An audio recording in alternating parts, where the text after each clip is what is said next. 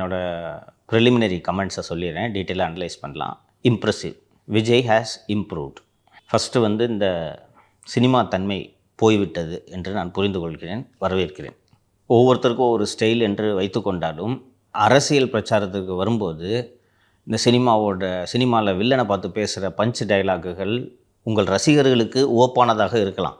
என்னை போல் ஒரு வாக்காளனுக்கு இவர் என்னப்பா சினிமா மாதிரியே பேசுகிறாரு என்று தான் தோன்றும். அதெல்லாம் விட்டுட்டு இஷ்யூவை பேச ஆரம்பிச்சிட்டார் அப்படின்றதுல எனக்கு உள்ளபடியே மகிழ்ச்சி. அண்ட் டைரெக்டாக சிஎம் குடும்பத்தை இழுத்தது எனக்கு பெருமகிழ்ச்சி. இப்படி தான் இருக்கணும் பாலிடிக்ஸ். இந்த சுற்றி வளைச்சு பட்டும் படாமல் நிழல் யுத்தம் செய்வது. விக்கிரவாண்டி மாநாட்டிலலாம் நிழல் யுத்தம் தான் செஞ்சார் இல்லைங்களா? அதுக்கு பிறகு நடந்த நிகழ்ச்சி எஸ்ஆர்எம்சி சென்டர்னு நினைக்கிறேன், அங்கே நடந்த நிகழ்ச்சியிலையும் நிழல் யுத்தம் தான். பாசிசம் பாயாசம் இதெல்லாம் வேணாம், கட்சி பேரை சொல்லி யோ நீ தான் பண்ணிட்டு இருக்கிற அப்படின்னு பளிச்சுன்னு சொல்லுங்கள். ஏன்னா நீங்கள் யுத்த காலத்துக்கு வந்துட்டீங்க. அவங்க கத்தி எடுத்துகிட்டு வந்துட்டாங்க, நீங்களும் கத்தி எடுத்துகிட்டு வந்துட்டீங்க. இங்கே போய் நிழலோட யுத்தம் செய்து கொண்டு இருப்பது சரியில்லை. அதனால் பளிச்சென்று விஷயங்களை பேசத் தொடங்கிவிட்டார். எதிரிகளை நேரடியாக சாடுகிறார்.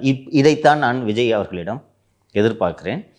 சினிமா தன்மை அவருடைய உரைகளில் குறைந்திருக்கிறது. ஒரு அரசியல்வாதியாக பரிணாம வளர்ச்சி அடைந்து கொண்டிருக்கிறார் என்று நான் பார்க்கிறேன். தொடக்கத்திலலாம் வந்து விஜய் அவர்களோட இந்த முதல் பிரச்சார கூட்டமாகட்டும், அதுக்கு முன்னாடி பொதுக்குழுவில் பேசினதாகட்டும், மாநாட்டில் பேசினதாகட்டும், அவர் மீது கடுமையான விமர்சனங்கள் வந்த போதெல்லாம் நான் தொடர்ந்து சொல்லிகிட்டு இருந்தது அவர் கற்றுக்கிட்டு இருக்காருங்க, his learning, give him some டைம்னு சொன்னேன். கற்றுக்கிட்டு இம்ப்ரூவ் பண்ணிட்டார், அவ்வளோதான். அடுத்தடுத்த கூட்டங்களில் இன்னும் மெருகேறுவார், இன்னும் சிறப்பாக பரிமளிப்பார் என்று நான் எதிர்பார்க்கிறேன்.